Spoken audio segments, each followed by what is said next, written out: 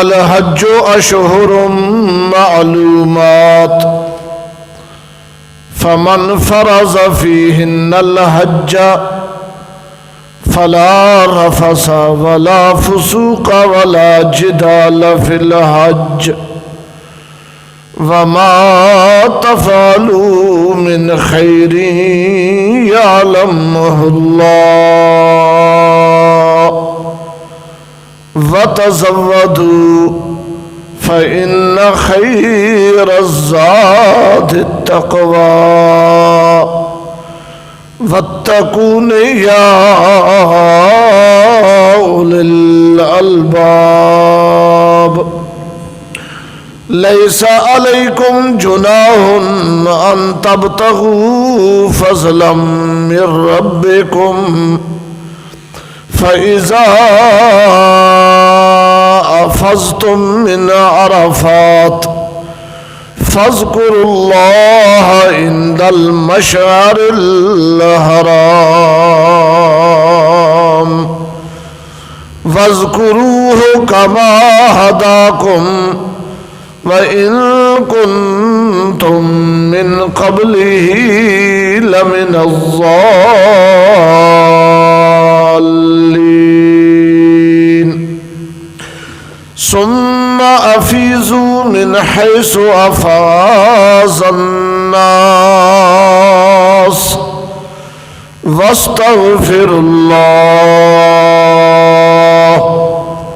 إن الله غفور رحيم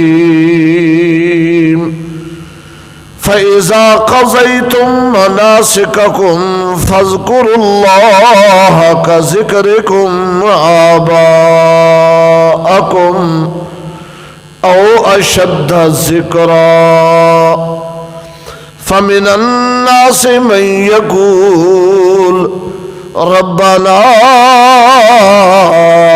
آتنا في الدنيا وما له في الآخرة من خلاق ومنهم من يقول ربنا آتنا في الدنيا حسنة وفي الآخرة حسنة وقنا عذاب النار أولئك لهم نصيب مما كسبوا والله سريع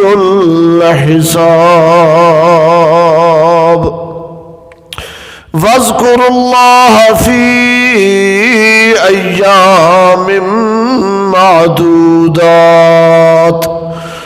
فمن تعجل في يومين فلا إثم عليه ومن تأخر فلا إثم عليه لمن اتقى واتقوا الله واعلموا أنكم إليه تحشرون صدق الله مولانا العظيم.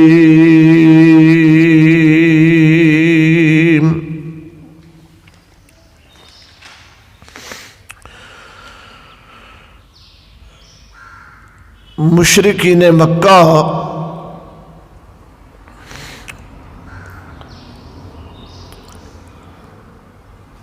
کچھ چیزوں میں نبی پاک صلی اللہ علیہ وسلم کے ساتھ اختلاف رکھتے تھے اور کچھ معاملات میں اتفاق بھی تھا. اتفاقی معاملات میں سے ایک معاملہ تھا حج بیت اللہ کا. اسلام کے ارکان میں سے حج بنیادی رکن ہے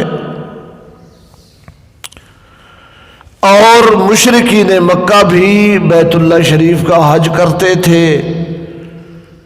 حج کی افادیت کی اہمیت کا اقرار بھی کرتے تھے اور اس پر عمل بھی کرتے تھے۔ قرآن پاک نے مشرکین مکہ کی اس معاملے میں جو غلطیاں تھیں ان کی نشاندہی کی، اور آج کے سبق میں آپ پڑھیں گے کہ حج کی اصل روح کیا ہے، اصل حقیقت کیا ہے۔ حج کے ساتھ ساتھ دوسرا مسئلہ جو آج کے سبق میں آپ کی نظر سے گزرے گا وہ یہ ہوگا کہ منافق کتنے خطرناک ہوتے ہیں۔ حضور صلی اللہ علیہ وسلم کے زمانے میں، آپ کے دور میں ایک منافق تھا، اخنس بن شریق، موٹے قاف کے ساتھ، اخنس سین کے ساتھ، بن شریق موٹے قاف کے ساتھ۔ یہ بڑا باتونی، چاپلوس، خوشامدی، سامنے ہوتا تھا تو بھیڑ بن جاتا تھا اور پیٹھ کے پیچھے ہوتا تھا تو بھیڑیا بن جاتا تھا۔ تو بطور خاص اللہ تعالیٰ نے اس کا ذکر کیا ہے، وَمِنَ النَّاسِ مَن يُعْجِبُكَ قَوْلُهُ فِي الْحَيَاةِ الدُّنْيَا، اس آیت کے ضمن میں شہزاد صاحب، حاجی صاحب سبق ٹوٹ دے۔ اس کے بعد اللہ تعالیٰ نے یہ سمجھایا ہے کہ اسلام میں اور دین میں پورے کے پورے داخل ہو جاؤ، آدھا تیتر اور آدھا بٹیر یہ سلسلہ چھوڑ دو۔ سید عطا اللہ شاہ بخاری رحمۃ اللہ علیہ فرمایا کرتے تھے، یا ابو بکر بن جاؤ یا ابو جال بن جاؤ، ابن ابی نہ بنو۔ یہ درمیان والا جو راستہ ہے عبداللہ بن ابی والا، اس کو چھوڑ دو، یا ابو بکر بن جاؤ یا ابو جال بن جاؤ، سیدھا اسلام قبول کر لو یا کفر کی طرف چلے جاؤ۔ یہ درمیان والی منافقت والا جو طریقہ ہے یہ ٹھیک نہیں ہے۔ تو پہلا مسئلہ حج کے بارے میں اور دوسرا مسئلہ منافقوں کے بارے میں۔ آگے تیسرا مسئلہ آیت نمبر 212، زُيِّنَ لِلَّذِينَ كَفَرُوا الْحَيَاةُ الدُّنْيَا وَيَسْخَرُونَ مِنَ الَّذِينَ آمَنُوا، یہاں سے شروع ہوگا۔ اللہ تعالیٰ فرماتے ہیں کہ ہمیشہ یہ دنیا میں چلا آیا ہے کہ ہم کافروں کو دنیا کا مال اور دنیا کے اسباب زیادہ دیتے ہیں، اور ایمان والے دنیاوی لحاظ سے کفار کے مقابلے میں کمزور ہوتے ہیں، اور کفار اور اللہ کے باغی ایمان والوں کا مذاق اڑاتے رہتے ہیں۔ لیکن یاد رکھیں، دنیا میں یہ مذاق اڑا لے، قیامت کے دن ان کا مذاق اڑایا جائے گا، اور اللہ ایمان والوں کو آخرت میں مرتبے دے گا، آخرت میں درجے دے گا۔ بس یہ تین مسئلے آج کے سبق کا خلاصہ ہے۔ حج کا مسئلہ، منافقوں کا ذکر، اور دنیا میں امیری اور غریبی کیوں ہوتی ہے، اس کا پس منظر کیا ہے۔ بس یہ تین مسئلے آج کے سبق میں، اور ضمناً بہت ساری چیزیں آئیں گی، تخویفیں بھی ہوں گی، بشارتیں بھی ہوں گی، توحید کا ذکر بھی ہوگا، رسالت کا ذکر بھی ہوگا، آخرت کا ذکر بھی ہوگا۔ فرمایا یاسر صاحب، حاجی صاحب سبق ٹوٹ دو۔ دوسرا پارہ سورۃ بقرہ، آیت نمبر کون سی ہے جی؟ 197 جی۔ الحج اشہر معلومات، اشہر جمع ہے شہر کی، شہر کا معنی ہے مہینہ۔ الحج اشہر معلومات، حج کے مہینے مشہور ہیں، معلوم ہیں، معروف ہیں، ہر کسی کو پتہ ہے۔ حج کے مہینے مشہور ہیں، معلوم ہیں، معروف ہیں، ہر آدمی کو پتہ ہے کہ کن مہینوں میں حج ہوتا ہے۔ شوال، ذوالقعدہ اور ذوالحجہ، شوال، ذوالقعدہ اور ذوالحجہ۔ الحج اشہر معلومات، حج کے مہینے مشہور ہیں، معلوم ہیں، ہر کسی کو پتہ ہے۔ فمن فرض فیہن الحج، پس جو آدمی فرض کر لے اپنے اوپر ان مہینوں کے اندر حج بیت اللہ کو۔ فرض کیسے کر لے؟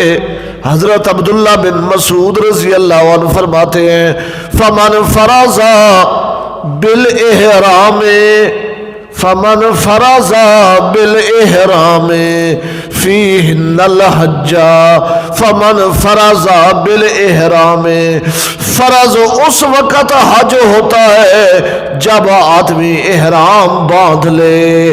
احرام باندھ لیا ہے تو اب حج اس بندے پہ فرض ہو گیا ہے۔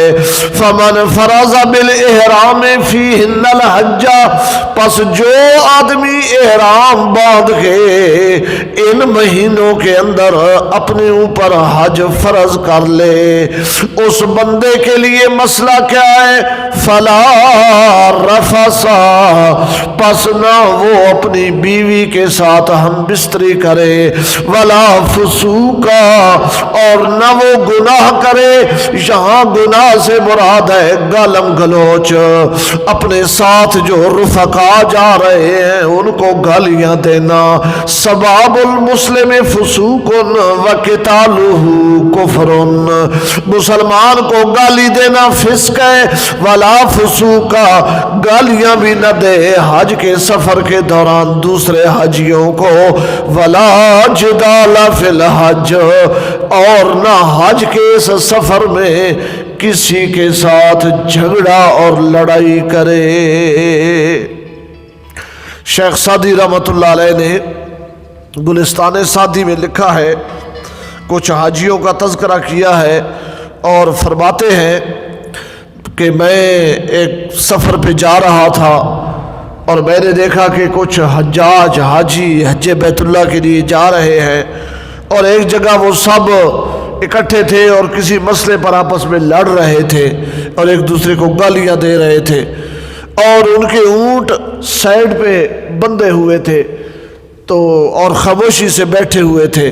تو شیخ سعدی رحمۃ اللہ علیہ فرماتے ہیں میں نے ان حاجیوں کو مخاطب کیا، اور شیخ سعدی نے وہاں شعر لکھا ہے، فرماتے ہیں حاجی تو نیستی شترست از برائے آنکھیں، حاجی تو نیستی شترست از برائے آنکھیں، بیچارہ خار میں خرد و بار میں برد، بیچارہ خار میں خرد و بار میں برد۔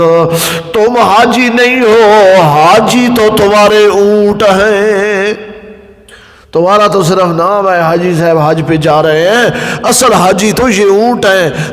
دیکھو بیچارہ خار میں خرد و بار میں برد، بیچارہ کانٹے کھاتا ہے اور تمہارا بوجھ اٹھا کے مکے جا رہا ہے، کانٹے راستے میں کھا رہا ہے اور تمہارا بوجھ اٹھا کے جا رہا ہے۔ اصل حج تو اونٹوں کا ہوگا، تمہارا کوئی حج نہیں ہوگا کہ تم راستے میں ایک دوسرے کو گالیاں بھی دے رہے ہو، جھگڑے بھی کر رہے ہو۔ تو فرمایا یہ تین کام نہیں کرنے احرام باندھنے کے بعد حج کے سفر کے دوران، فلا رفث ولا فسوق ولا جدال فی الحج، یہ کام نہیں کرنے، نیکی کے کام کرنے۔ نیکی کے کام کیا ہے؟ ایک دوسرے کو حج کے مسائل بتاؤ، ایک دوسرے کی خدمت کرو، ایک دوسرے کی مدد کرو، ایک دوسرے کی رہنمائی کرو۔ اور جب تم ایک دوسرے کی مدد کرو گے، نیکی کے کام کرو گے، تو سن لو وَمَا تَفْعَلُوا مِنْ خَيْرٍ، اور تم جو بھی نیکی کا کام کرو گے، جو بھی خیر اور بھلائی کا کام کرو گے، سن لو خوشخبری، یعلمہ اللہ، اللہ کو پتہ ہے، اللہ کو معلوم ہے، اللہ کے علم میں ہے تمہاری وہ نیکی۔ سبحان اللہ، یہ دل بڑھانے کے لیے، حوصلہ بڑھانے کے لیے، نیکی پر مومن کو ابھارنے کے لیے یہ جملہ نازل کیا گیا ہے، ورنہ اللہ کو تو پتہ ہی ہوتا ہے، کہنے کی ضرورت نہیں تھی، لیکن اللہ تعالیٰ نیکی کرنے والوں کے دلوں کو مضبوط کرنا چاہتے ہیں اور فرماتے ہیں تم جو نیکی کر رہے ہو حج کے سفر کے دوران، دوسرے ساتھی کو تلبیہ پکوا رہے ہو، دعائیں یاد کروا رہے ہو، دوسرے بندے کا سامان اٹھا رہے ہو، دوسرے حاجی کی خدمت، جو نیکی تم چھوٹی بڑی کر رہے ہو، یعلمہ اللہ، ہر نیکی تمہاری اللہ کے علم میں ہے، اللہ کو معلوم ہے، اللہ ضرور اجر دے گا۔ وَتَزَوَّدُوا، اور حج پر روانہ ہونے سے پہلے خرچ ضرور لے لیا کرو، خرچہ ضرور لے لیا کرو، زاد راہ سفر کا خرچہ ضرور اس کا بندوبست کیا کرو۔ صحیح بخاری جلد اول میں روایت ہے حضرت عبداللہ ابن عباس رضی اللہ عنہ سے، کانا اہل الیمن یحجون ولا یتزودون، یمن کے لوگوں کی یہ عادت تھی کہ وہ حج پر چل پڑتے تھے اور ان کے پاس کوئی ساز و سامان، زاد راہ، پیسہ، خرچہ کچھ بھی نہیں ہوتا تھا، بس ہم حج پہ جا رہے ہیں۔ یمن کے لوگوں کی یہ عادت تھی۔ وَيَقُولُونَ نَحْنُ الْمُتَوَكِّلُونَ، اور کہا کرتے تھے کہ ہم متوکل ہیں۔ جی حاجی صاحب کی فرمائیں، ذرا کم ہو سکتا کم، معمولی جگہ گھٹ کر دو۔ اچھا، وَيَقُولُونَ نَحْنُ الْمُتَوَكِّلُونَ، اور وہ کہا کرتے تھے یمنی لوگ کہ ہم تو متوکل ہیں، اللہ کوئی راستے میں سامان کا بندوبست کر دے گا، راستے میں کچھ ہو جائے گا، بس ٹھیک ہے چلو نکلتے ہیں۔ فَإِذَا قَدِمُوا مَكَّةَ، اور جب مکہ مکرمہ میں پہنچ جاتے تھے، سَأَلُوا النَّاسَ، تو وہاں پھر لوگوں سے مانگنا شروع کر دیتے تھے، پلے ہوتا کچھ نہیں تھا تو پھر کیا کرتے تھے، لوگوں سے سوال شروع کر دیتے تھے، مانگنا شروع کر دیتے تھے۔ فَأَنزَلَ اللَّهُ عَزَّ وَجَلَّ، پس اللہ عز و جل نے ان یمنیوں کو سمجھانے کے لیے یہ آیت نازل کی، اللہ عز و جل نے ان یمنیوں کو سمجھانے کے لیے یہ آیت قرآن میں نازل کی۔ یہ بخاری شریف میں حضرت عبداللہ ابن عباس رضی اللہ تعالیٰ عنہ کا قول ہے۔ اللہ تعالیٰ نے فرمایا وَتَزَوَّدُوا، اور سامان سفر، سفر کا خرچ، زاد راہ یہ پہلے تیار کرو، اس کے بعد حج کا سفر شروع کرو۔ اور یہ بات بھی ذہن میں رکھو، فَإِنَّ خَيْرَ الزَّادِ، پس بے شک سب سے بہترین سفر کا سامان، التقویٰ، وہ تو تقویٰ ہے۔ انسان کے دو سفر ہوتے ہیں، ہر انسان کے کتنے سفر ہوتے ہیں بولو؟ دو سفر۔ ایک سفر ہوتا ہے دنیا میں کہ آدمی اپنے شہر سے دوسرے شہر جا رہا ہے، اپنے ملک سے دوسرے ملک جا رہا ہے، حج پہ جا رہا ہے یا کسی اور کام کے لیے جا رہا ہے۔ اور ایک سفر ہر انسان کا ہوتا ہے، سفر من الدنیا الی الآخرہ، دنیا سے آخرت کی طرف سفر کرنا۔ تو یہ جو دنیا والا سفر ہے، ایک شہر سے دوسرے شہر، اس کا سامان یہ ہے کہ انسان کے پاس جیب خرچ ہو، اس کے پاس کھانے پینے کا سامان ہو، پیسہ ہو، دولت ہو۔ اور وہ جو آخرت والا سفر ہر بندے نے کرنا ہے، اس سفر کا سامان کیا ہے؟ تقوی، اللہ کی عبادت، اللہ کا ڈر، اللہ کا خوف۔ تو فرمایا یہ دنیا والا جو سفر ہے وَتَزَوَّدُوا، یہ بھی تب کرو جب تمہارے پاس سامان ہو، اور اس سفر کے ساتھ ساتھ اس آخرت والے سفر کو بھی ذہن میں رکھنا، اور اس سفر کا سامان کیا ہے؟ التقوی، اللہ کا خوف۔ فَإِنَّ خَيْرَ الزَّادِ التَّقْوَىٰ، پس بے شک بہترین سفر کا سامان تقوی ہے۔ ایک یہ معنی ہے، اور دوسرا معنی یہ ہے کہ یہاں تقوی سے مراد ہے گداگری سے بچنا۔ یہاں تقوی سے مراد کیا ہے؟ وہ آخرت والا تقوی نہیں، یہاں تقوی سے مراد ہے گداگری سے بچو، گداگری سے بچو۔ مکے جا کے لوگوں سے مانگنا نہیں، لوگوں سے سوال نہیں کرنے، یہ سامان اپنا سامان خود بناؤ تاکہ وہاں کسی سے تمہیں مانگنا نہ پڑے۔ وَاتَّقُونِ، اور مجھ سے ڈرو۔ اللہ تعالیٰ فرماتے ہیں وَاتَّقُونِ، اور مجھ سے ڈرو۔ کیا مطلب؟ میرے احکامات کی تعمیل کرو۔ یہ جو میں تمہیں حکم دے رہا ہوں کہ سفر کا سامان پہلے بناؤ، حج پہ بعد میں جاؤ۔ وَاتَّقُونِ، مجھ سے ڈرنا اور میرے حکم کو ماننا۔ یا اولي الالباب، اے عقل والو مجھ سے ڈرو۔ جو گدھے ہیں، بے وقوف ہیں، جن میں عقل ہی نہیں ہے، ان کو دفع کرو۔ اللہ فرماتے ہیں ان سے ہم کلام ہی نہیں کرتے، بے وقوفوں سے ہم کلام ہی نہیں کیا کرتے، عقل والوں سے کلام کرتے ہیں۔ عقل والوں، تم اللہ کے احکامات کی پابندی کیا کرو، اللہ کے احکامات کو مانو، اللہ کے احکامات پہ پورے اترو۔ لیس علیکم جناح، نہیں ہے تمہارے اوپر گناہ۔ جناح کا معنی ہے الاسم، گناہ۔ نہیں ہے تمہارے اوپر گناہ ان تبتغوا فضلا من ربکم، کہ تم تلاش کرو حج کے سفر کے دوران بھی اپنے رب کا فضل۔ رب کے فضل سے یہاں مراد ہے، فضلاً سے مراد ہے تجارت، خرید و فروخت۔ حج کا سفر جو ہے اس میں تجارت منع نہیں ہے۔ اگر تمہارے پاس کوئی ایسی چیز ہے جو تم سمجھتے ہو کہ وہاں زیادہ منافع سے بک جائے گی تو اسے لے جاؤ وہاں، اور وہاں جا کر بیچو اور نفع کماؤ۔ وہاں اگر تمہیں کوئی ایسی چیز نظر آتی ہے کہ اگر یہ میں یہاں سے خرید لوں گا تو سستی ملے گی اور اپنے ملک میں زیادہ نفع دے گی، تو خریدنے کی بھی کوئی ممانعت نہیں ہے، بیچنے کی بھی کوئی ممانعت نہیں ہے۔ اللہ کا فضل اس حج کے سفر کے دوران بھی تم تلاش کر سکتے ہو، تجارت کر سکتے ہو۔ فَإِذَا أَفَضْتُم مِّنْ عَرَفَاتٍ، پس جب تم واپس آنے لگو عرفات سے۔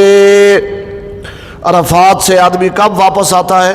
بعد غروب شمس، سورج غروب ہونے کے بعد۔ جب تم سورج غروب ہونے کے بعد عرفات سے واپس آنے لگو تو تم نے کیا کرنا ہے؟ فَاذْكُرُوا اللَّهَ عِنْدَ الْمَشْعَرِ الْحَرَامِ، پس اللہ کا ذکر کرنا مشعر حرام کے پاس۔ یہ مزدلفہ میں شب کا قیام ہوتا ہے، عرفات سے مغرب کے بعد واپسی ہوتی ہے، اور راستے میں مزدلفہ ہے، اور مزدلفہ وہاں پہاڑ ہے، اس پہاڑ کے پاس حاجی ساری رات گزارتے ہیں۔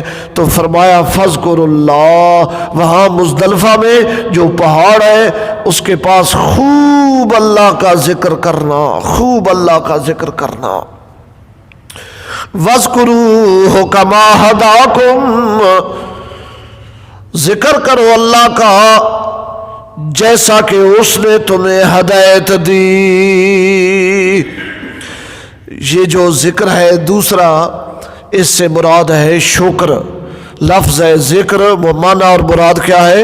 شکر۔ وَاذْكُرُوهُ، اے اشکروہ، اللہ کا شکر ادا کرنا اس بات پہ، کما ہداکم، کہ اس اللہ نے تمہیں ہدایت دی۔ وَإِن كُنتُم مِّن قَبْلِهِ لَمِنَ الضَّالِّينَ، اور تھے تم اس سے پہلے، تھے تم اس سے پہلے، تھے تم اس سے پہلے، کس سے پہلے؟ سفیان ثوری رحمۃ اللہ علیہ فرماتے ہیں، تفسیر زاد المسیر میں لکھا ہوا ہے وَإِن كُنتُم مِّن قَبْلِهِ اے القرآن، تھے تم اس قرآن کے نازل ہونے سے پہلے لَمِنَ الضَّالِّينَ، البتہ گمراہوں میں سے، تم گمراہی میں دھنسے ہوئے تھے۔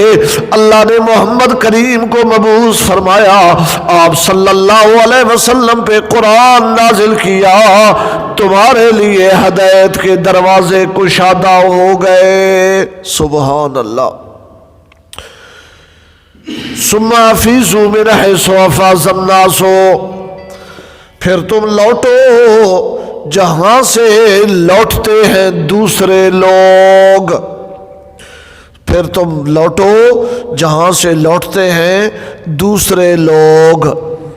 تفسیروں میں لکھا ہوا ہے قریشی جو تھے یہ عرفات میں نہ جاتے تھے، عرفات سے پہلے مزدلفہ ہے جہاں وہ پہاڑ ہے جبل مزدلفہ، یہ قریشی وہاں تک جاتے تھے اور وہاں سے ہی واپس ہو آتے تھے، اور اس سے آگے میدان عرفات میں نہیں جاتے تھے۔ کہتے تھے ہم بڑے لوگ ہیں، شان والے لوگ ہیں، مرتبے والے لوگ ہیں، ہم بیت اللہ شریف کے پڑوسی ہیں، بس اتنا ہی کافی ہے۔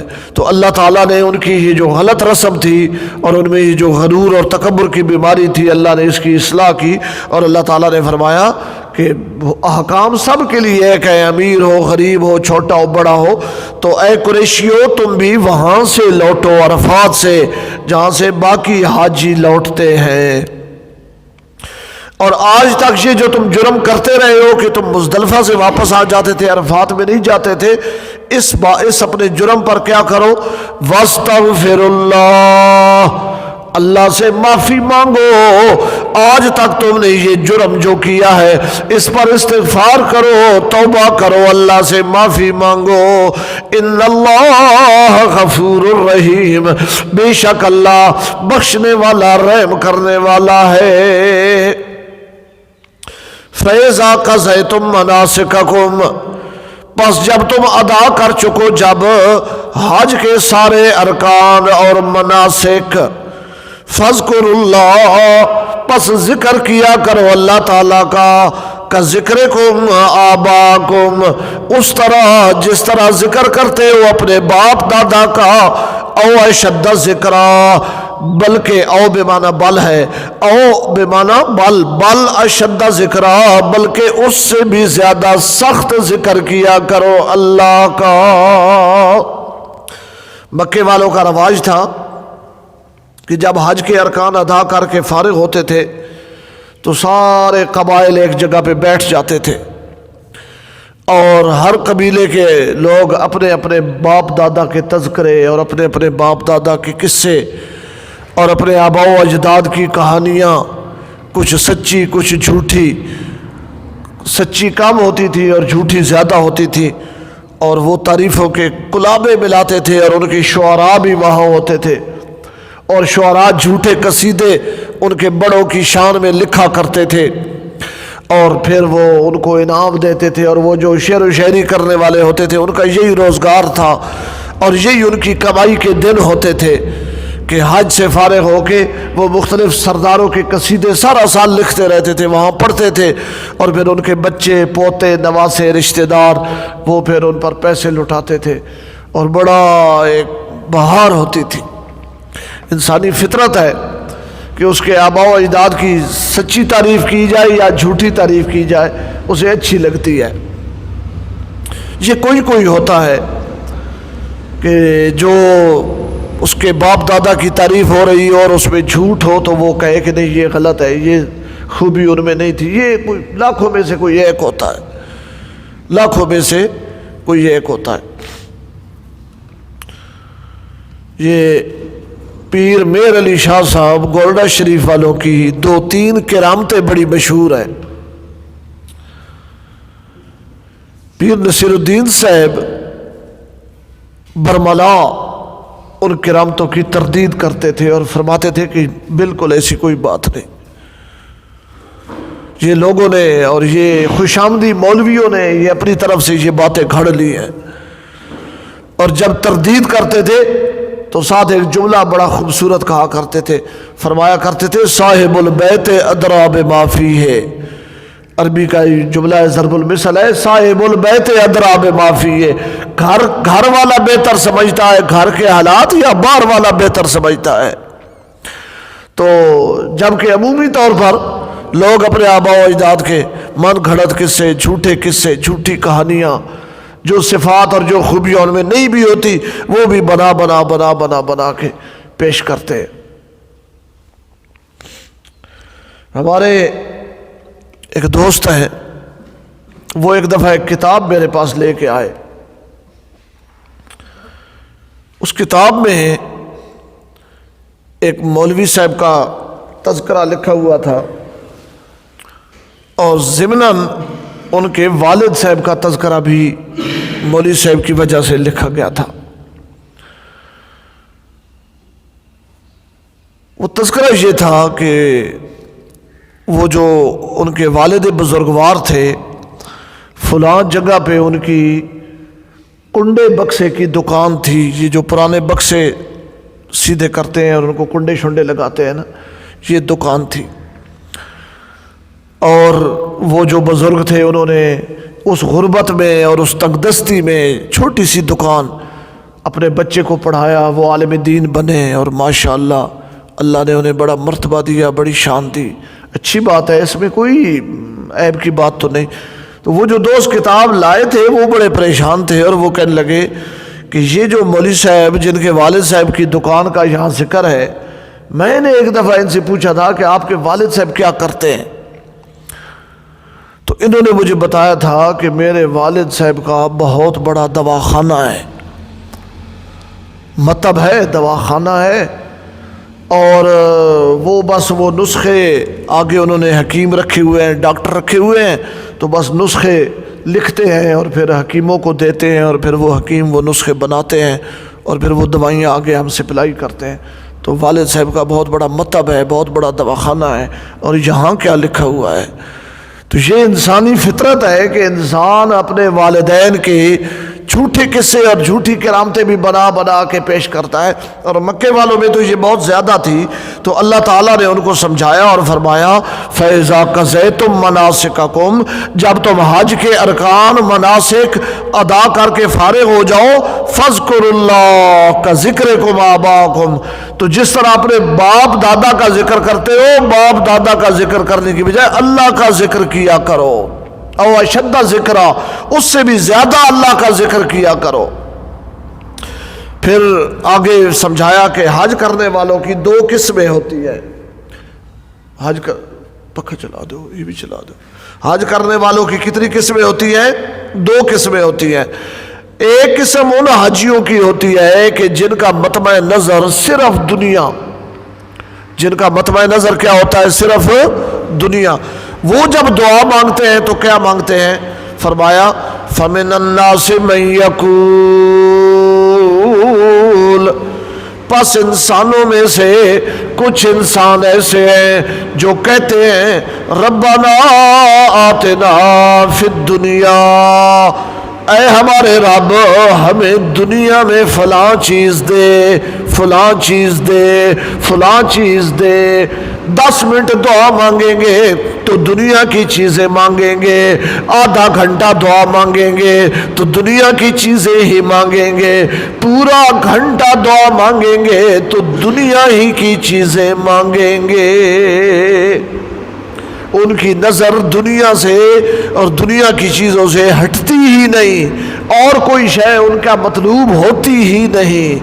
فرمایا وَمَا لَهُ فِي الْآخِرَةِ مِنْ خَلَاقٍ، ایسا جو آدمی ہے آخرت میں اس کا کوئی حصہ نہیں۔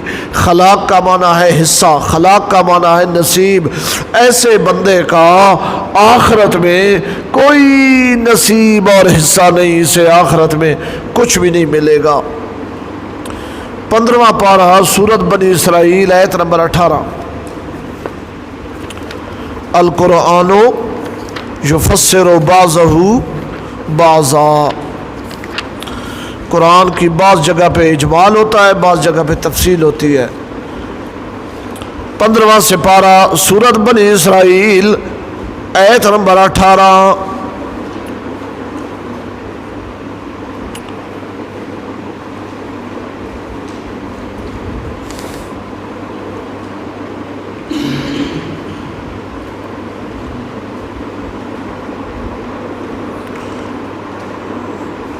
جی نیب صلاح تلاوت کرو 18 19 دو آیت۔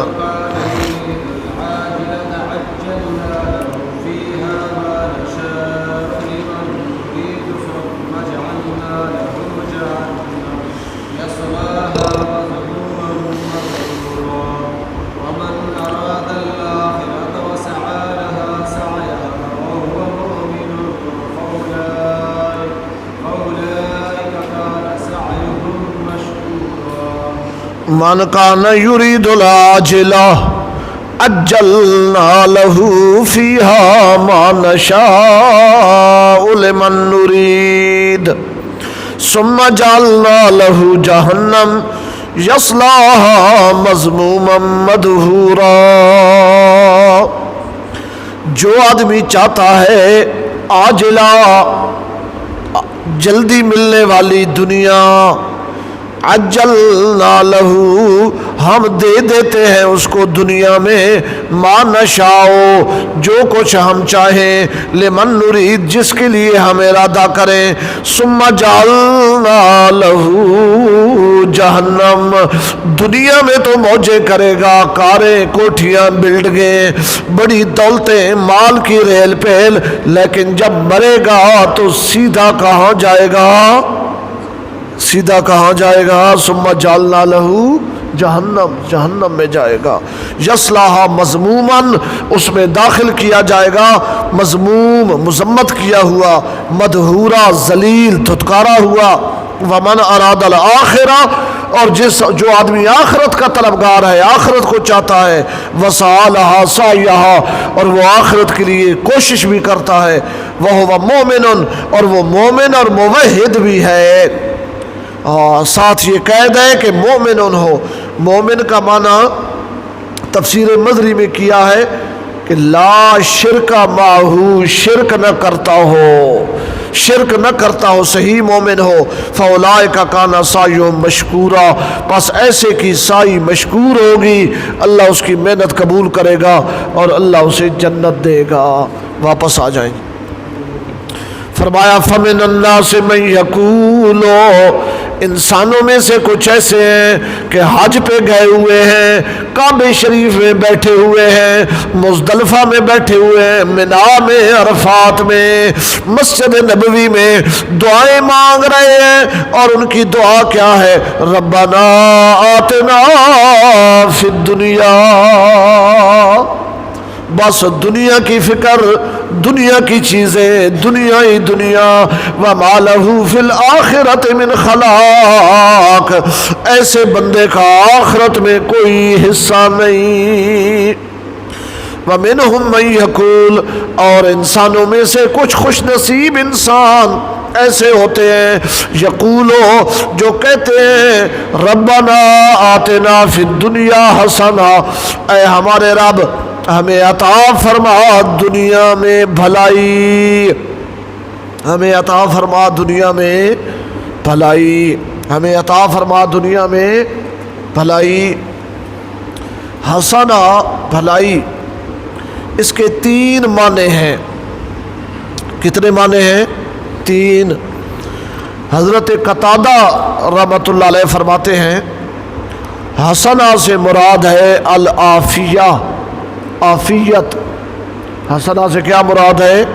عافیت، انسان پریشانیوں سے محفوظ ہو، بیماریوں سے محفوظ ہو، تکلیفوں سے وہ محفوظ ہو، اللہ نے اسے عافیت عطا کر دی ہو۔ حسنہ سے مراد ہے عافیت۔ حضرت علی کرم اللہ وجہہ فرماتے ہیں حسنہ سے مراد ہے المرأۃ الصالحہ، نیک بیوی، فرما بردار اور نیک بیوی۔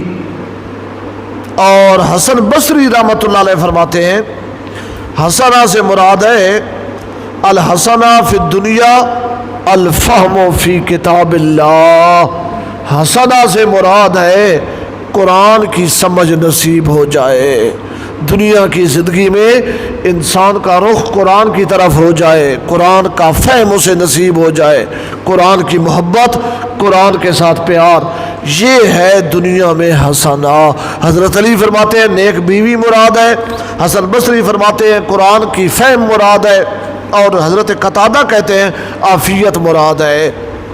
تو فرمایا کہ انسانوں میں سے کچھ ایسے ہیں جو دعا مانگتے ہیں اور کہتے ہیں ربنا آتنا فی الدنیا حسنہ، اے ہمارے پروردگار، اے ہمارے رب، ہمیں دنیا میں بھلائی عطا فرما، وفی الآخرۃ حسنہ، اور آخرت میں بھی بھلائی عطا فرما۔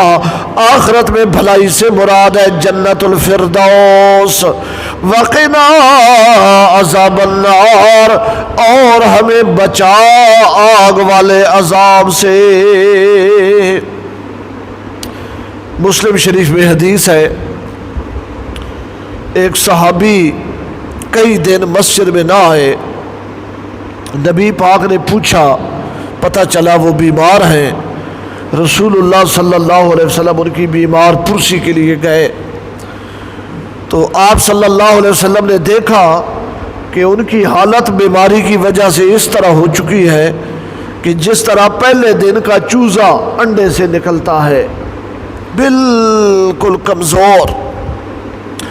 نبی پاک صلی اللہ علیہ وسلم ان کی حالت دیکھ کر حیران و پریشان ہوئے، اور آپ صلی اللہ علیہ وسلم نے اس صحابی سے فرمایا کہ تو نے کسی قسم کی کوئی دعا تو نہیں مانگی، کوئی دعا شعا تو نہیں کرتا رہتا تھا صحت کے دنوں میں؟ تو اس صحابی نے عرض کیا کہ یا رسول اللہ میں اکثر یہ دعا مانگتا تھا کہ اے میرے اللہ، جو عذاب تو نے مجھے آخرت میں دینا ہے وہ مجھے دنیا میں دے دے، جو عذاب میرے لیے آخرت میں رکھا ہوا ہے دنیا میں دے دے، میں یہاں جھیل لوں، آخرت میں مجھے نہ دینا۔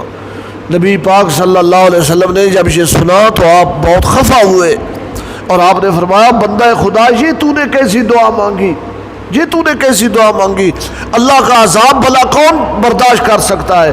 اور پھر نبی پاک نے فرمایا کاش تو یہ دعا مانگتا، کاش تو یہ دعا مانگتا، ربنا آتنا فی الدنیا حسنۃ وفی الآخرۃ حسنۃ وقنا عذاب النار۔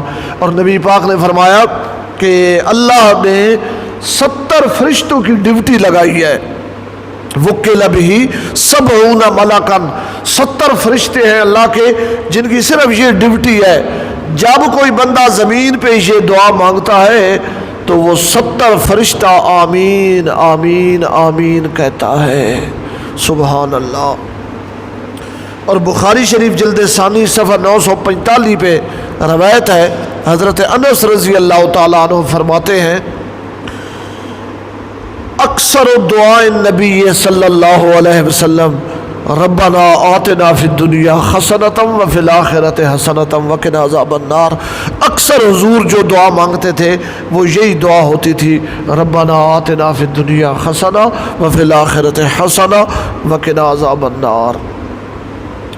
فرمایا اولئک، یہ جو لوگ ہیں جو یہ دعا مانگتے ہیں، لہم نصیب مما کسبوا، لہم نصیب مما کسبوا، ان کو حصہ ملے گا ان کی کمائی سے، ان کو معاوضہ اور بدلہ ملے گا ان کی کمائی سے۔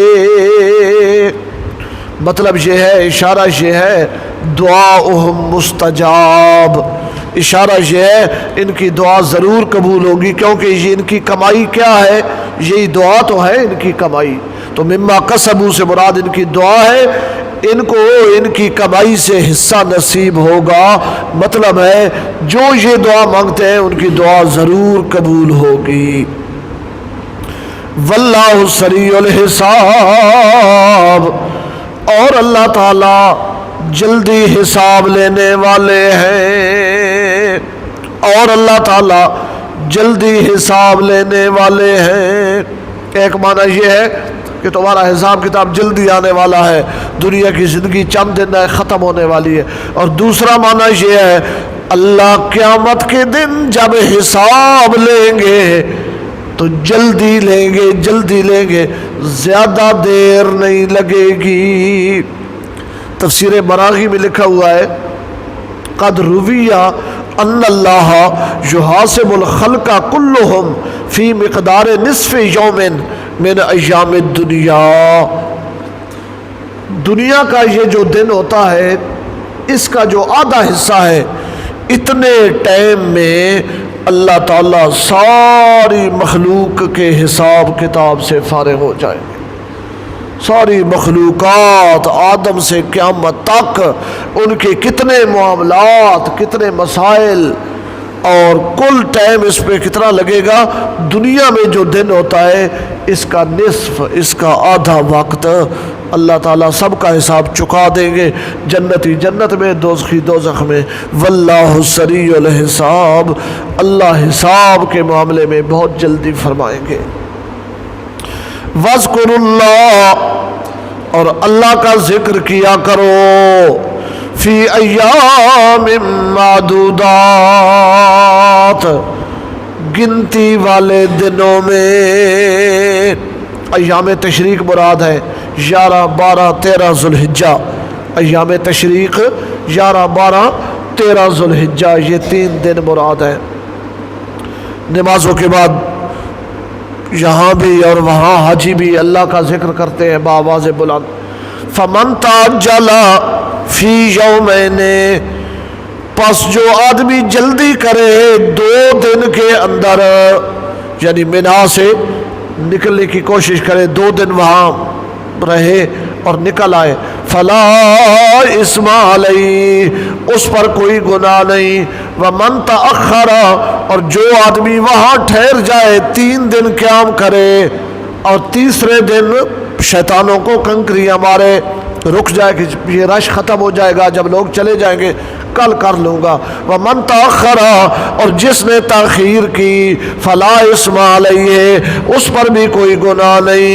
لمن اتقی، یہ مسئلہ اس بندے کے لیے ہے جو اللہ سے ڈرے، تقوی اختیار کرے۔ واتقوا اللہ، اور ڈرو اللہ سے۔ واعلموا، اور اچھی طرح جان لو، انکم الیہ تحشرون، تم سب کو اسی اللہ کی بارگاہ میں اکٹھا کیا جائے گا۔ آگے منافقوں کا ذکر ہے، اور یہ آیت بطور خاص اخنس بن شریق منافق کے بارے میں اتری ہے، اور تفسیر بحر العلوم میں اس کے بارے میں لکھا ہوا ہے کانا حلو الکلام فاجر السیرہ، حلو الکلام فاجر السیرہ، جس طرح حلوہ میٹھا ہوتا ہے اس طرح یہ میٹھی میٹھی باتیں کرتا تھا، گفتگو کے لحاظ سے بڑا میٹھا تھا، اور اندر سے سیرت کے لحاظ سے بڑا خبیث تھا، بڑا خبیث تھا۔ تو رسول اللہ کے پاس آتا تھا تو آپ کی تعریف میں زمین و آسمان کے قلابے ملاتا تھا، اور جب پس پشت ہوتا تھا تو آپ صلی اللہ علیہ وسلم کی بے ادبی اور توہین کا کوئی موقع نہیں جانے دیتا تھا۔ تو اور تفسیر مراغی میں لکھا ہوا ہے مثل ھذا الفریق یوجد فی کل امت و کل عصر، اس اخنس بن شریق جیسے لوگ ہر امت میں ہوتے ہیں، ہر زمانے میں ہوتے ہیں۔ اس طرح کے منافق لوگ ہر امت میں ہوتے ہیں، ہر زمانے میں ہوتے ہیں۔ تدبر قرآن میں امین حسن اصلاحی رحمۃ اللہ علیہ نے لکھا ہے جن لوگوں کے کردار کمزور ہوتے ہیں، جن لوگوں کے کردار کمزور ہوتے ہیں، عموماً وہ گفتار کے بڑے غازی ہوتے ہیں۔ جن لوگوں کے کردار کمزور ہوتے ہیں عموماً وہ گفتار کے بڑے غازی ہوتے ہیں، بڑی بڑی باتیں کرتے ہیں، بڑی بڑی ڈینگیں مارتے ہیں۔ میں جب یہ مسجد امیر حمزہ بنا رہا تھا، میرے دمیل کے مقتدیوں میں سے ایک مقتدی نے مجھے کہا استاد جی تسی 3 लाख रुपए دا سامان سریا سیمٹ وغیرہ جس جگہ تو مرضی چک لو تے رقم میں ادا کر دیں گا. ہمارے ایک بزرگ ہیں دمیل میں بابا رکن دین، بڑے مخلص آدمی ہیں، بڑے وفادار ہیں. میں نے بابا رکن دین سے مشورہ کیا کہ فلاں آدمی مجھے اس طرح کہہ رہا ہے کہ استاد جی 3 लाख रुपए کا سریا سیمٹ جہاں سے مرضی اٹھا لو تو بس میں 10-15 دن میں ادا کر دوں گا، آپ کا کیا مشورہ ہے؟ تو بابا رکن دین کہنے لگے استاد جی ہے نا بڑا منافق، یہ ہے نا بڑا منافق تے کدھرے پھنس نہ جاؤ، احتیاط کریو. تو خیر میں نے اس سے رابطہ رکھا اور کہا کہ کتنے دنوں تک؟ اسے کہا جی بس کمیٹی نکلنے والی ہے. کمیٹی آج تو لنٹر بھی پڑ گیا ہے، آج تک وہ کمیٹی نہیں نکلی. حافظ محمد نواز صاحب پنڈ سلطانی کے ایک آدمی ہیں، یہ تھانے کے پیچھے محلہ ہے جسو، وہاں ان کا گھر ہے، اسلام آباد میں امام خطیب ہے. وہ سناتے ہیں کہ ہم جس سال دارالعلوم تعلیم القرآن راجہ بازار راولپنڈی حضرت شیخ القرآن مولانا غلام اللہ خان رحمۃ اللہ علیہ کے بعد دورہ تفسیر پڑھ رہے تھے، اس سال کی بات ہے. جمعیت علماء اسلام کا ایک مولوی صاحب، نام بھی انہوں نے بتایا ہے، وہ روزانہ آ جاتا تھا دفتر میں اور وہاں سے ناظم آتا تھا پرچی لے کر اور حضرت شیخ القرآن کو دیتے تھے کہ وہ فلاں صاحب آئے ہوئے ہیں، آپ کو بلا رہے ہیں. حضرت پرچی دیکھتے طبیعت بڑی ان کی خراب ہوتی، لیکن مروتاً اخلاقاً چلے جاتے، پھر آتے، پھر سبق پڑھاتے. دوسرے دن پھر وہ صاحب آ گئے، تیسرے.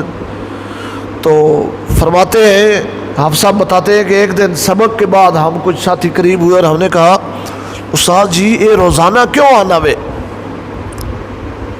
تو حضرت شیخ القرآن رحمۃ اللہ علیہ فرمانے لگے یار یہ مجھے مجبور کر رہے ہیں اس بات پر کہ آپ پنڈی سے، اس حلقے سے قومی اسمبلی کا الیکشن لڑیں اور یہ مجھے قومی اتحاد کا ٹکٹ دینا چاہتے ہیں.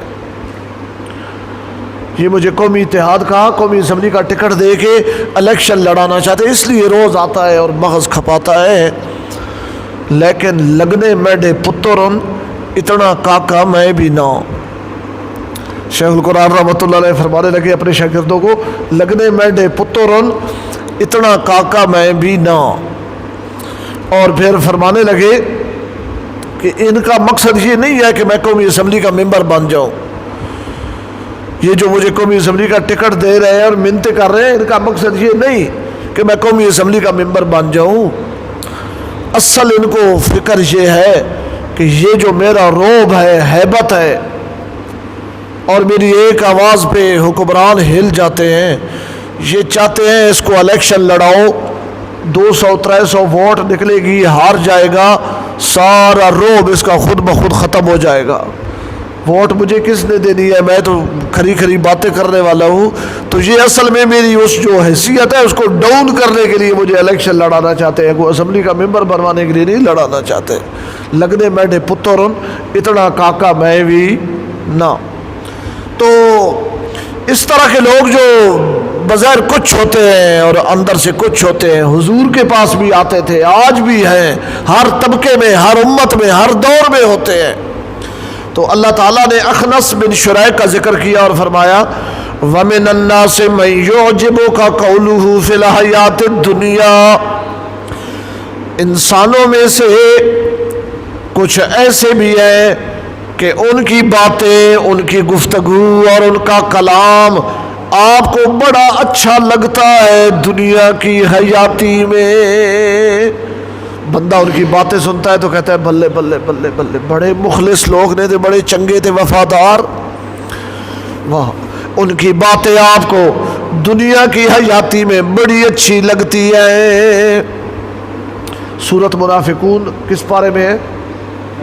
28ویں پارے میں جائیں نا، 28واں پارہ سورۃ منافقون. آیت نمبر 4.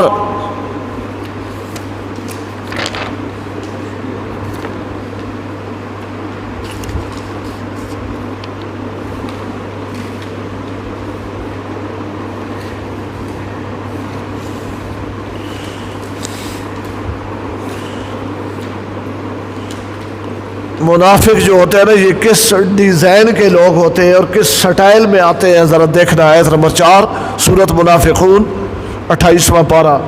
جی نیب صلاح. وَإِذَا رَأَيْتَهُمْ تُعْجِبُكَ أَجْسَامُهُمْ وَإِن يَقُولُوا تَسْمَعْ لِقَوْلِهِمْ كَأَنَّهُمْ خُشُبٌ مُّسَنَّدَةٌ يَحْسَبُونَ كُلَّ صَيْحَةٍ عَلَيْهِمْ هُمُ الْعَدُوُّ فَاحْذَرْهُمْ ترجمہ حضرت شاہ عبد القادر. جی وَإِذَا رَأَيْتَهُمْ تُعْجِبُكَ أَجْسَامُهُمْ،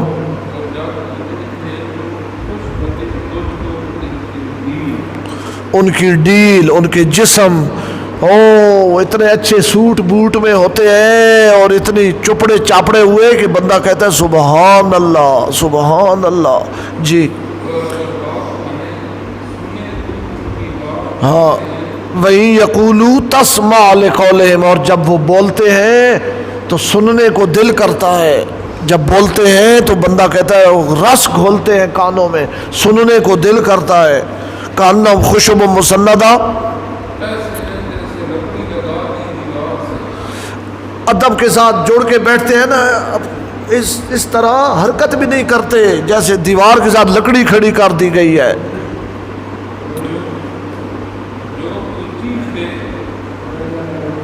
جی جب بھی کوئی سخت حکم آتا ہے تو کانپ جاتے ہیں کہ یہ بلا تو ہمارے اوپر آئی. ہم العدو، یہ منافق تیرے خطرناک دشمن ہے. فاحذرہم، ان سے بچو. قاتلہم اللہ، اللہ انہیں قتل کرے، اللہ انہیں ہلاک کرے، ان پر اللہ کی لعنت ہو. تو منافقوں کی ڈیل ڈول بھی بڑی اچھی ہوتی ہے، گفتگو بھی بڑی پیاری اور میٹھی ہوتی ہے. واپس آئیں جی. وَمِنَ النَّاسِ مَن يُعْجِبُكَ قَوْلُهُ فِي الْحَيَاةِ الدُّنْيَا، لوگوں میں سے کچھ ایسے ہیں کہ دنیا کی حیاتی میں ان کی باتیں اور ان کی گفتگو آپ کو بڑی اچھی لگتی ہے.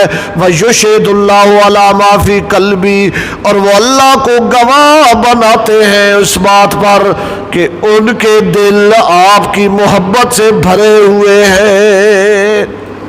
وہ اللہ کو گواہ بناتے ہیں، اللہ کے نام کی قسمیں اٹھاتے ہیں اس بات پر کہ ان کے دل اخلاص سے بھرے ہوئے ہیں، ان کے دل آپ کی محبت سے بھرے ہوئے ہیں. وَهُوَ أَلَدُّ الْخِصَامِ، حالانکہ وہ سخت جھگڑالو ہیں، سخت فتنہ پرور ہیں. وَإِذَا تَوَلَّىٰ، اور جب وہ پیٹھ دے کے مڑتے ہیں، اٹھ کے جاتے ہیں آپ کی محفل سے. یہاں محفل میں آئے تو میٹھی میٹھی باتیں، پیاری پیاری باتیں، عقیدت کی باتیں، اور جب وہ مڑ کے جاتے ہیں کیا کرتے ہیں؟ صاف الارض، زمین میں کوشش کرتے ہیں، لیفسد فیہا، تاکہ اس زمین میں فساد بپا کریں.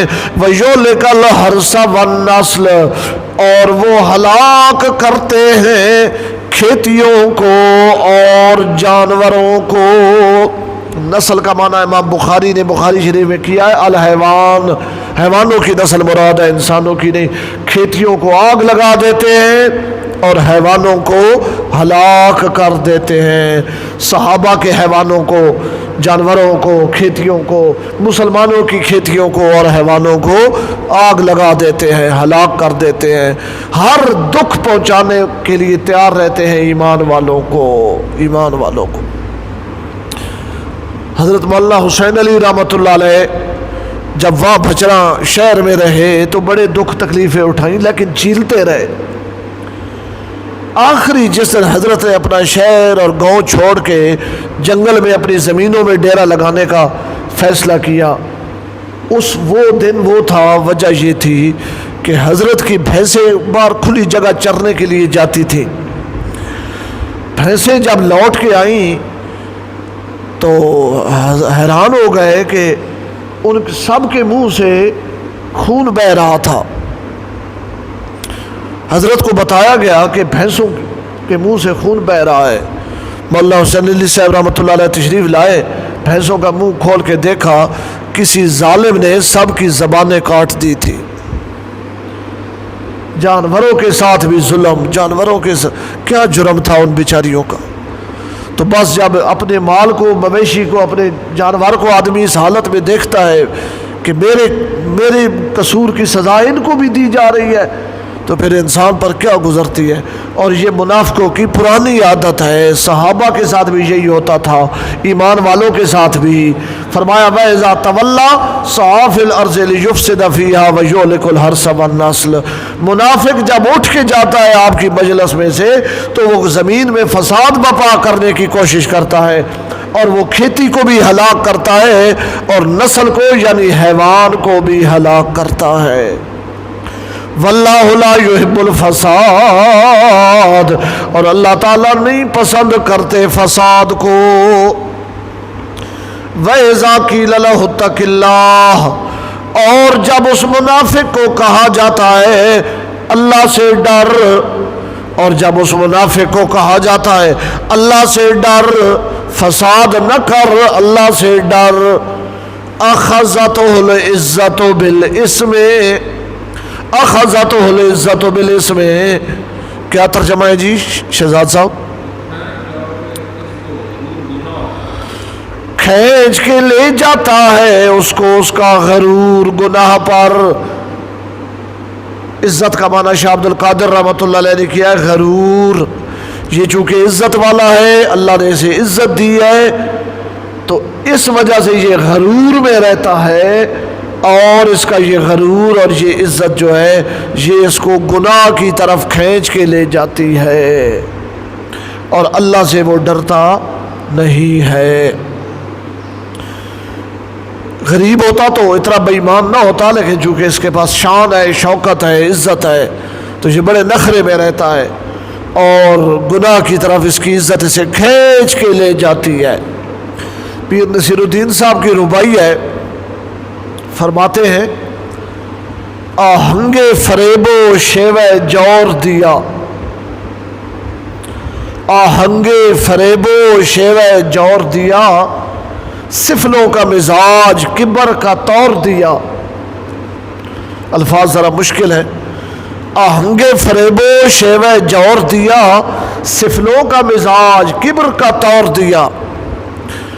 اگلا شعر بہت زبردست ہے، فرماتے ہیں کتے کو نکھیر پچ سکی بالآخر، کتے کو نکھیر پچ سکی بالآخر، عزت نے تجھے کمینہ پن اور دیا، عزت نے تجھے کمینہ پن اور دیا۔ کتے کو کھیر نہیں پچتی، کتے کو کھیر نہیں پچتی۔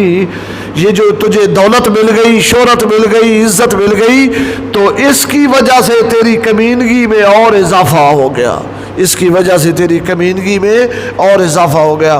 وَإِذَا قِيلَ لَهُ اتَّقِ اللَّهَ، جب اسے کہا جاتا ہے اللہ سے ڈر، أَخَذَتْهُ الْعِزَّةُ بِالْإِسْمِ، تو اس کی جو عزت ہے، اس کا جو غرور ہے، یہ اس کو گناہ کی طرف کھینچ کے لے جاتا ہے۔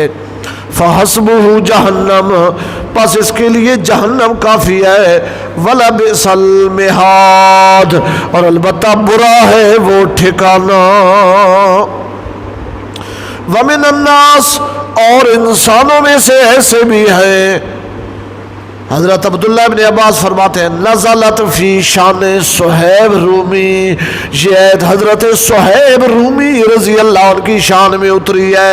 وَمِنَ النَّاسِ مَن یشری، یشری کا معنی ہے یبیع، انسانوں میں سے ایسے بھی ہیں کہ جنہوں نے بیچ دیا، جنہوں نے کیا کیا؟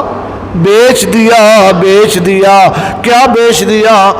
نفسہ، اپنی جان کو، ابتغاء مرضات اللہ، اللہ کی رضا کی خاطر انہوں نے اپنی جان بیچ دی، دین اسلام پہ لگا دی۔ واللہ رؤوف بالعباد، اور اللہ تعالیٰ مہربان ہے، رحم کرنے والا ہے اپنے بندوں کے ساتھ، وہ ایسے بندوں کو اپنی رحمت سے مالا مال کر دے گا۔ یا ایھا الذین آمنوا، اے ایمان والو، ادخلوا فی السلم کافہ، سارے کے سارے مکمل طور پر عقیدے اور عمل ہر لحاظ سے اسلام میں داخل ہو جاؤ، آدھا تیتر آدھا بٹیر نہیں، مکمل اسلام میں داخل ہو جاؤ۔ اس آیت کا شان نزول یہ ہے، امام راضی نے لکھا ہے تفسیر کبیر میں کہ حضرت عبداللہ بن سلام رضی اللہ عنہ جو پہلے یہودی عالم تھے، تورات کے عالم تھے، یہودی تھے، مسلمان ہو گئے، تو انہوں نے نبی پاک صلی اللہ علیہ وسلم سے عرض کیا کہ یا رسول اللہ، آپ مجھے اجازت دیں میں ایک نماز میں قرآن کی تلاوت کر لیا کروں، ایک نماز میں تورات کی تلاوت کر لیا کروں۔ ان کی اس التجا پہ اللہ نے یہ آیت نازل کی اور اللہ نے فرمایا کہ اب تورات کی تلاوت کی اجازت نہیں ہے، وہ منسوخ ہو گئی ہے، ختم ہو گئی ہے، اسلام میں مکمل داخل ہو جاؤ پورے کے پورے۔ وَلَا تَتَّبِعُوا خُطُوَاتِ الشَّيْطَانِ، اور شیطان کے قدموں کی پیچھے نہ چلو، شیطان کے قدموں کی پیروی نہ کرو، اِنَّهُ لَكُمْ عَدُوٌّ مُبِينٌ، بے شک وہ تمہارا کھلم کھلا دشمن ہے۔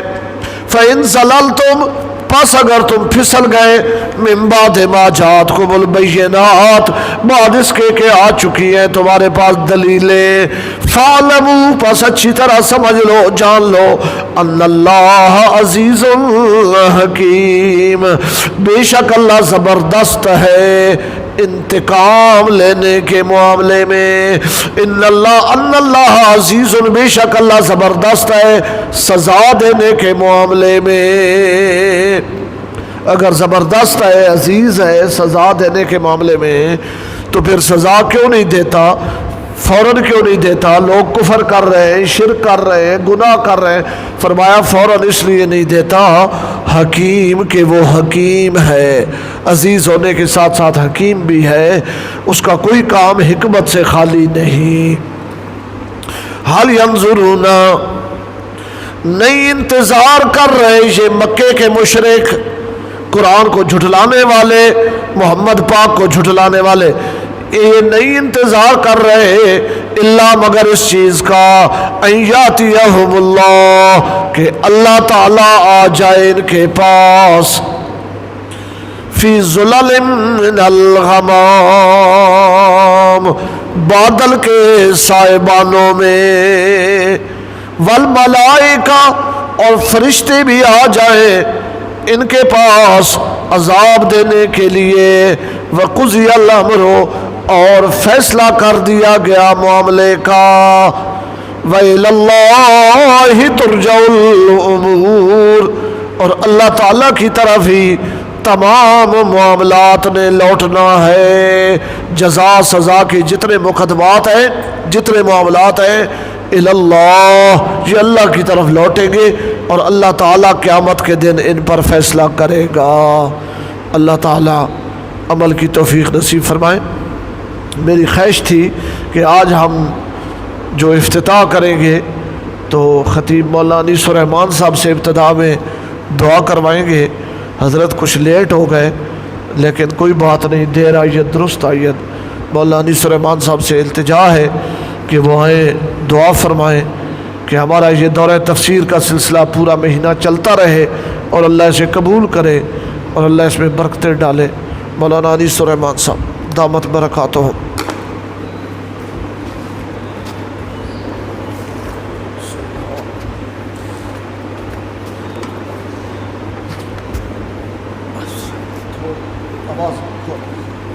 دو چار جملے ترغیبی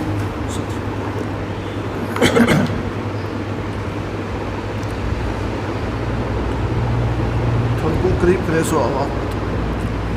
بسم اللہ الرحمن الرحیم، الحمدللہ، حضرت نے جو سلسلہ شروع کر رکھا ہے بڑی کمال کی بات ہے، کافی عرصے سے یہ چل رہا ہے۔ ایک تو پورے سال چلتا رہتا ہے، اور یہ رمضان کا علیحدہ انہوں نے شروع کیا ہے۔ اس میں بھی کئی سالوں سے کام ہو رہا ہے۔ اللہ تعالیٰ ان کی ہمت اور ان کے حوصلے کے اندر اور ان کے علم و عمل کے اندر برکت عطا فرمائے،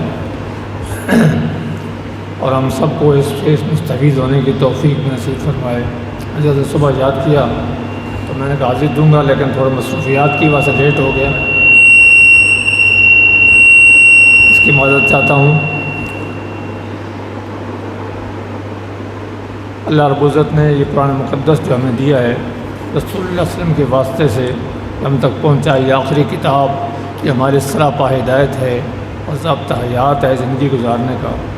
اس کے مطابق، اس کی تعلیمات کے مطابق ہر ہم اپنی زندگیوں کو بنا لیں تو دنیا آخرت کے اندر کامیابی ہے۔ جن لوگوں نے اس کو اپنایا وہ کامیاب ہوئے، اور جنہوں نے اس کو چھوڑ دیا، اس کو ترک کر دیا یا اس کی مخالفت کی، جیسے بیان فرما رہے تھے، مخالفت کرنے والے سے دور بھاگنے والے ہمیشہ خائب اور خاسر رہے ہیں، اور آئندہ بھی خائب اور خاسر ہی رہیں گے جب تک اس کی ہدایت کی طرف نہیں آئیں گے، کامیاب کبھی نہیں ہوں گے۔ اس لیے کہ اللہ رب العزت نے یہ دین اس قرآن کے ذریعے قیامت تک پہنچانا ہے، اور اس دین کا سلسلہ ان ماننے والوں کے ذریعے قیامت تک جائے گا۔ مخالفت کرنے والے مخالفت کرتے رہیں گے، لیکن کسی کی مخالفت کے ساتھ یہ ختم نہیں ہوگا، بند نہیں ہوگا۔ جیسے کہتے ہیں نا، آواز سگارا کم نقل رزق گدارا، پکاری مانگتا ہے نا راستے میں، گلی گلی دروازے پر جا کر کے اپنا خیرات مانگتا ہے، بھیک مانگتا ہے، اس کے پیچھے کتے لگ جاتے ہیں، لیکن وہ ان کتوں کی وجہ سے گھبراتا نہیں ہے۔ اس کے پاس ڈنڈا ہوتا ہے، وہ ان کو ہلاتا رہتا ہے، وہ پیچھے آتے رہتے ہیں، خود بخود واپس چلے جاتے ہیں، اس کو بھی نقصان نہیں ہوتا، وہ اپنا کام جاری رکھتا ہے۔ تو دین والے، یہ قرآن کی خدمت کرنے والے، یہ قرآن کی خدمت کرتے رہیں گے، لوگ رکاوٹیں ڈالتے رہیں گے، مخالفتیں کرتے رہیں گے، لیکن ان کا یہ کام بند نہیں ہوگا۔ اس سے اللہ کا بزرگ اپنے کرم اور رحم سے اس کو بڑھاتا ہی چلا جائے گا۔ اللہ ہمیں اس سے مستفید ہونے کی توفیق نصیب فرمائے۔ میں انہیں الفاظ کے ساتھ حضرت سے عبادت چاہوں گا اور اکتفا کروں گا اسی پر۔ اللہم صلی اللہ علیہ محمد وعلی آل محمد بسم اللہ ربنا بسم اللہ من اللہ ذکرک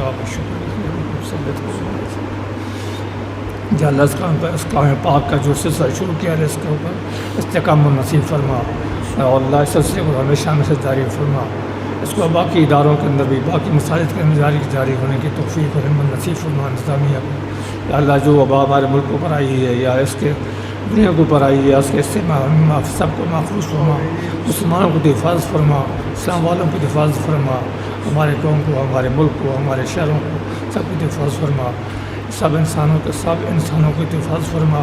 اس کو اللہ محفظنا من جمیع البلاء والوباء والآفات والسات من السماء والارض، یا اللہ اس سے ہمیں نجات عطا فرما، اور ہمیں اس دین کی محنت کے لیے اپنے آپ کو قبول فرما۔ یا اللہ ہمارے باروں سے کامراض نصیب فرما، ہمارے پریشانیوں کو دور فرما، ہمیں ان ساتوں سے مستفید ہونے کی توفیق نصیب فرما۔ ربنا تقبل منا انک انت السمیع العلیم وتب علینا انت التواب الرحیم۔ صلی اللہ تعالیٰ علی خیر الخلق محمد وعلی آلہ وصحبہ اجمعین۔